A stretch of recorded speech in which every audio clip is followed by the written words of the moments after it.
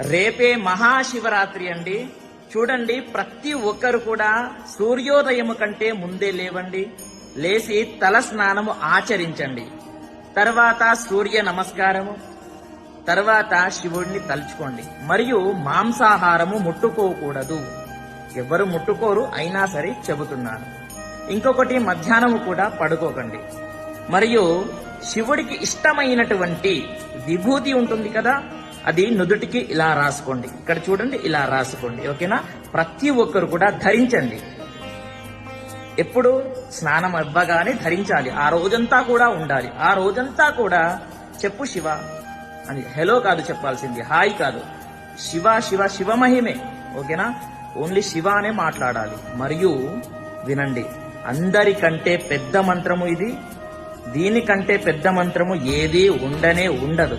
ఓకేనా? ఇదే ఫస్ట్. అది శివ పంచాక్షరి మంత్రము. అదే ఓం నమ శివాయ అనేటటువంటి మంత్రాన్ని 108 సార్లు కాదు, 1008 సార్లు చదువుకోండి. చూద్దాం ఎంతమంది చదువుతారు. ఓకేనా? ప్రతి ఒక్కరు కూడా చదువుకోండి. మంచి ఫలితాన్ని శివయ్య దగ్గర పొందండి. శివయ్య భోలాశంకరుడు. మీరు ఏది అడిగితే అది ఇచ్చేస్తాడు. కాబట్టి ప్రతి ఒక్కరికి తెలియజేయండి. స్వస్తి, సర్వే జనాః సుఖినో భవంతు. Download ShareChat.